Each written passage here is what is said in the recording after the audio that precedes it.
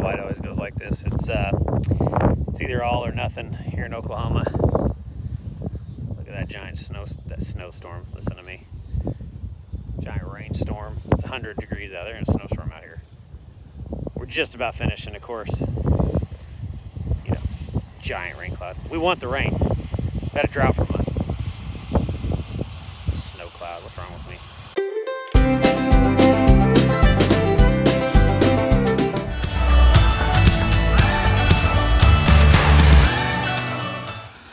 So we're out raking and baling today. So it's a normal hay farmer's nightmare. A freak storm has rolled in behind us. We only have probably 5 acres left at this job we're at, and then we have to go about 12 miles northwest of here away from this. But Xander is currently down there baling. He's only got a few acres left over there. Really just top of that hill and then a little bit on that side hill there.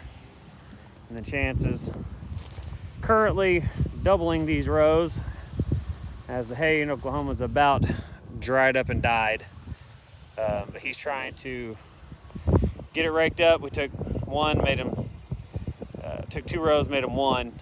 We were able to do that on this hill, try to make it faster for Xander to bale, as that little situation there is popping up.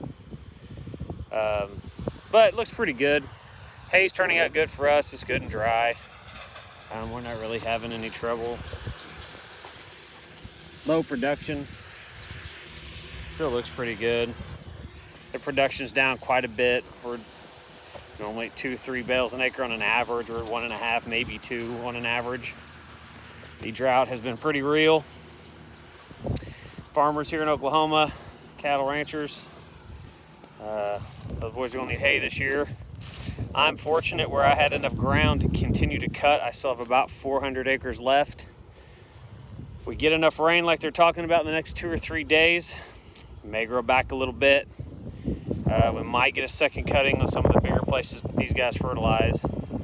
But we're trying to get baled up before the rain hits because it looks like it's about to. It's pretty terrible. I'm on my phone right now. The GoPro's over in the truck and it's hot and I didn't feel like walking over there. It's currently 100 degrees. It's not been under 100. I think it's 99 where I'm currently at, but it's been 100, I think, in the city today, Oklahoma City. But we're trying to push through. It's been almost 3 weeks of over 100 degree temperatures, up to 110 and some 116 degree days with the heat index. We had a real 112 one day plus heat index. So it's been pretty brutal here in the central Oklahoma, Panhandle, Texas area. The heat's been real. We usually get like this every 5 or 6 years. I think in 2015 it was like this. We had a real brutal summer. So it must be that time again for us to come back around and have another brutal summer. But for any guys want an LS update, that's the LS Intron MT573. We use it all day, every day. 100 plus degree heat, AC in it works fine. Keep them blown out, keep the radiators clean. It does plug up more than the Deere. It's a little lower, so it seems to accumulate dirt and dust quicker. It's got 2,400 hours on, I think, just short of 2,500. We don't have any trouble with it, but we also run ours at 2,500, 2,300 RPMs all day, every day. We don't cancel regens. We let it finish a regen, even if we're shutting it down. We'll let it sit and finish the regen because the environment's getting clean with it sitting there running excessively for no reason whatsoever while it regens. Rather than just turning the machine off and stop the ozone polluting contaminants pouring from the exhaust if you're those people. We are not those people, but our machines do have them and we work with it. We're mechanics, so we get it, we understand it, we make it work. We don't like it. It is what it is. You hear the thunder. It's a pretty good wall cloud, a little head cloud there. We're quite proficient with terminology here in this area as we get tornadoes on the regular. It looks like just a pretty massive thunderstorm rolling through, but we need the rain so bad it's ridiculous. The chances out there in the MT573 for you guys wanting to buy these tractors, again, dealer network. Dealers are a big deal. My dealer in Spencer, Oklahoma, Wright Tractors, is really good. I've sent tons of business their way. They've sold lots of tractors based on my opinion and views. We only bought the Deere used with, I think, 1,500 hours or something on it. I have to look back at my books. 1,600, I can't remember the exact. It's 115 horsepower, and it's a D. It's a base model. We're hay guys. We don't need M's, luxury model. We just sit in with air conditioning and kick bales. My local P&K dealer is one of our sponsors, and they were able to get me a good deal. And when we bought this, there was no LSMT, I'm sorry, not MT573s, but the, I can't remember the number for the 101 horse, XR or something, whatever the 100 horse LS is. There was none available in my price range. All they had was new, and I didn't want to pay new price as everything had gone up 20-25%. I couldn't find any used. So my local dealer, Seth Klein, the manager, called me and said, hey, we've got one for you. We'd love to have it in your possession. We'd love to give it to you. So we demoed it for a little bit and ended up liking it. It actually works very well with our Deere baler, but we also baled with that MT573 for 2 years. In fact, that tractor was our main bale tractor, and it ran that baler for 2 years, and I made thousands upon thousands of hay bales with no trouble. They're good tractors. Is it a Deere? No. Is it a New Holland? No. I mean, yes, it is. It's a Case also, because LS makes all their tractors up to 100 horse, I believe. But is it Deere? No. I mean, is it going to resell like a Deere? No. But if you're looking for a good quality tractor, low maintenance, and you're a guy doing 60, 80, 100 acres of your own, you want a good AC tractor with a cab and a bucket, fantastic. Lift capacity on these tractors is so good. We have double spikes on ours, front and rear. The lift capacity on them is so good. We double stack hay, load double stacks all the time with it. We have no trouble. That's not to say we have not had any trouble. When you run a machine as many hours as we do in the field, stuff's gonna break. We had a light bezel break on the rear, which we replaced and rebuilt that today. Holds one of the rear lights up. We run it dark a lot because it's so hot here. We try to run in the evenings. We had to replace a gear pump. One of the gears inside one of the pumps had gone out. It was under warranty. Didn't cost us a dime. The LS took care of it. My local dealer took care of it. A couple other things, nothing major, little bitty piddly stuff. One of the plastic handles broke. One of the guards, means nothing to us, behind the power shift lever. They replaced it. We've had nothing but good success from it. But we had 2 of them, and we did sell one. We had 3 technically. We had the little 4040 XR. We sold that only because we outgrew it. Really wished I hadn't have sold that machine. It worked in our hay pen so unbelievably for moving hay around and delivering for customers locally, and dropping it in a field and using it to stack onto my double bale trailer, which I'll do a review of here again pretty soon, as we've moved about 20,000 bales at this point. And having it for me, because these guys usually do all the raking and baling. Anymore, I don't. I used to do all of it with Chance. My nephew and my brother-in-law pretty much do everything now. And I usually haul all the hay, collect all the checks, take care of the customers. But we used to love that little tractor because I could throw it on my little 20-foot dovetail, drive it to a field, drop it with the trailer, go back and get my double bale trailer, and I could haul hay all day long while these guys did their jobs. We downsized some equipment because we want to try to get some more equipment. We probably only need one more tractor. We still have the big Alice 7050. We still use that for all of our tillage.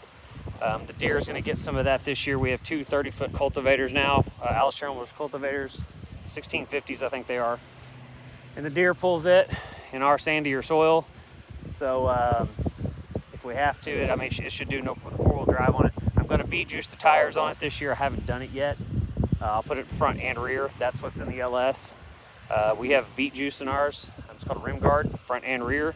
That's how we're able to pick up hay bales front, doubles like that without the back end popping up off the ground. So don't think that we do that if you watch our channel, and there's no safety in mind there. We have gone the extra measure and put, 1,600 pounds of beet juice in the rear axle. I think it weighs 12 pounds a gallon or something, that like 11.8. But anyway, we're happy with the deer. We're glad to have it. I think he's about to kick a bale.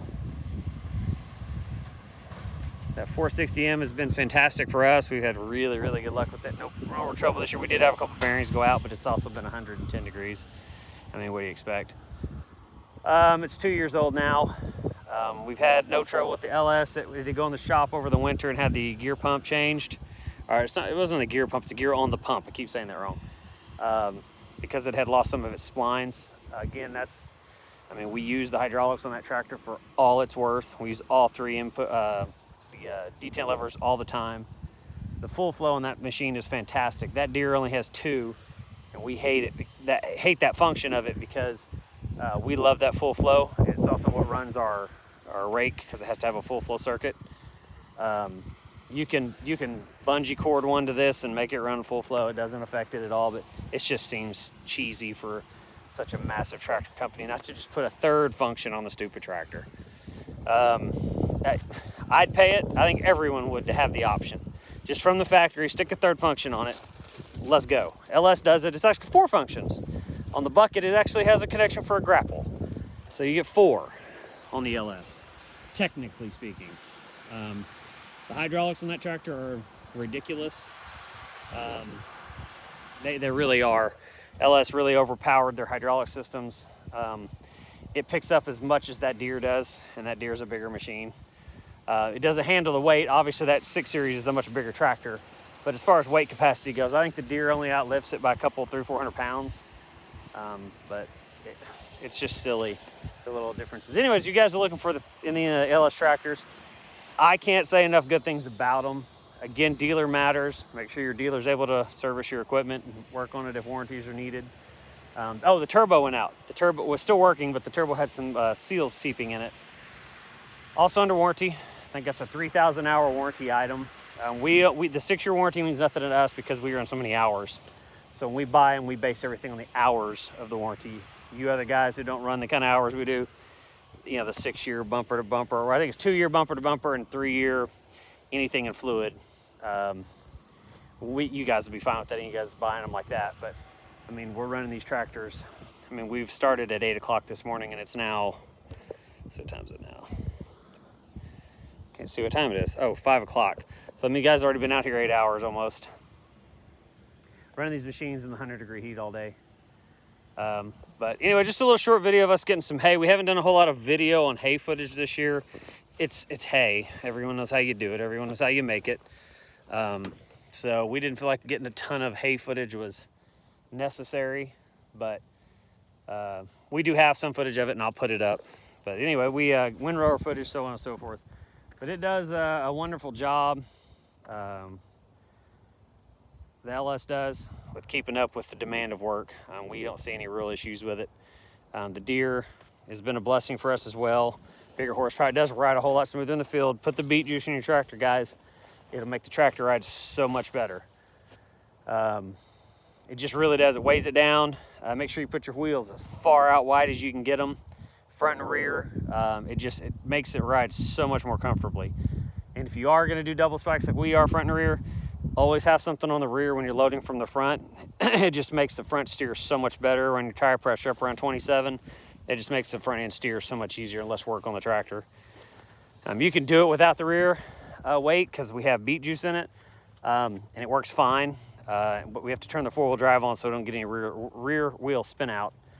But other than that, it's fine. But we just prefer putting the stuff on the back. Counterbalance helps tilt the weight back, keep the front end from having so much front wheel sag on the planetary gears and stuff in the front and the bushings. So anyway, just a little quick, I've been rambling for 15 minutes. Just a quick video of kind of how our day goes. If that storm doesn't get Xander. baling. It's looking pretty ominous back there. I mean, we're hoping for a pour down, just a complete drench of rain. Looks like he's got 2 rows left out here.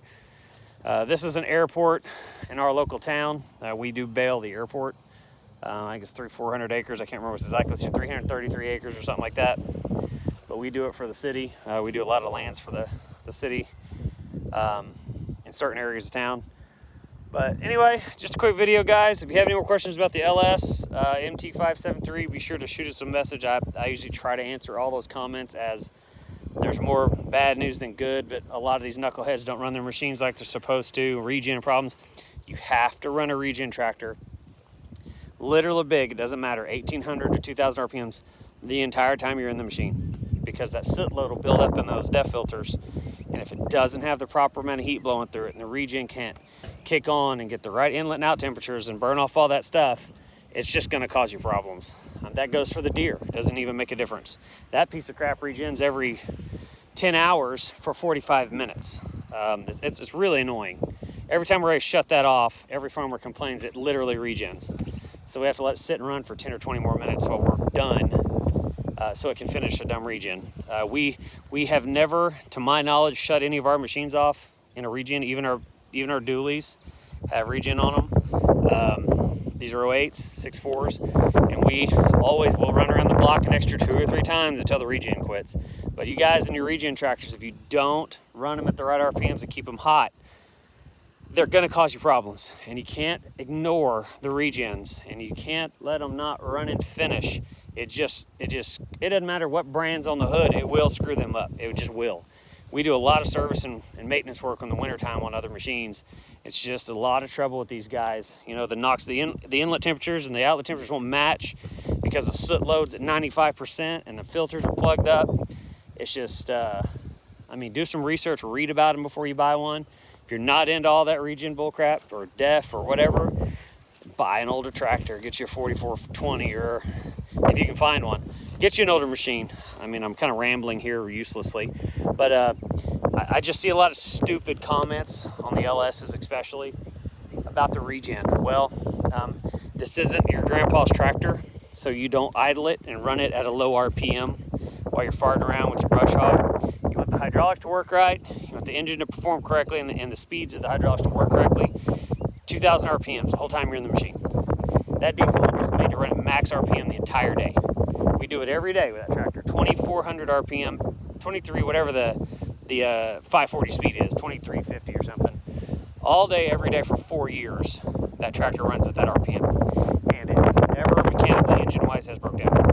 The regen has never failed. It's never plugged up on us. So if you guys want to make your tractor run right, that's what you got to do. It is drop temperature by 15 degrees. And I feel mist. A slight misting, if you will. It's like that storm's blowing in. Xander's headed up here anyway. He's only got like 7 rows. He got to be able to knock that out before that gets over here. Anyway, enough rambling on, guys. Appreciate anything comment-wise you guys post. We do love them, unless you're a troll, and I will block you and trash you. So if you have legitimate questions about stuff, we're happy to answer them. We are probably the only guys out here running these LSs this hard, this many hours all day. It's a fact. I don't know anyone else is at this. Well, we bought them 4 years ago when they weren't even all that popular. But putting this kind of hours on them in a daily service, I don't think anybody else is doing it. So we'll have a lot of input on this that other guys won't. And there goes Xander in here. That boy was just born to drive John Deere. He just loves it. I think his DNA is part John Deere. I know I look like I'm a John Deere lover, but these were free from my dealer, and I just happened to have them on today. I have LS swag as well. Just odd series of events to have both of these on. But anyway, these LS tractors are good, guys. Buy them, use them. That 4040, I think it's a 41 something now. Those tractors are just bad to the bone. We miss ours terribly. I shouldn't have got rid of the other MT573, but I got such a good offer on it. It had 1,900 hours on it, and I got almost like $3,000 less than I paid for it brand new. Tractor demand was so high, and we just didn't need another one at 75, 80 horsepower. It seemed like we had too many tractors of that size. It didn't make any sense for us. The next one I'm gonna buy is a 130 or a 150. I'm not sure yet. Probably another. I found a 6130D at our local dealer. Again, D model, base model for us. We don't need all the stuff. We're not crop farmers at all, and we do some wheat, but we don't do corn and beans and anything else, black beans, all that kind of stuff. We don't do any of that down here. So we don't need all the amenities that sit in the tractors endlessly and comfort with GPS and deer navigation and all that stuff. It's useless for us. It's just a bunch of features we pay for and never use. But I did look at a 6130, entertaining an offer on it.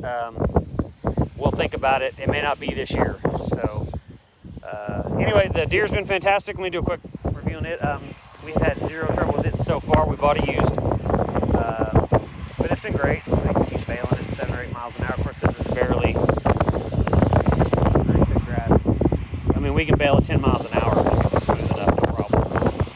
The deer's been fantastic. I've had no real trouble with it at all. I think we've already put through probably about 500 hours on it, because I think it's due for service. I think it's right about 500 hours on it.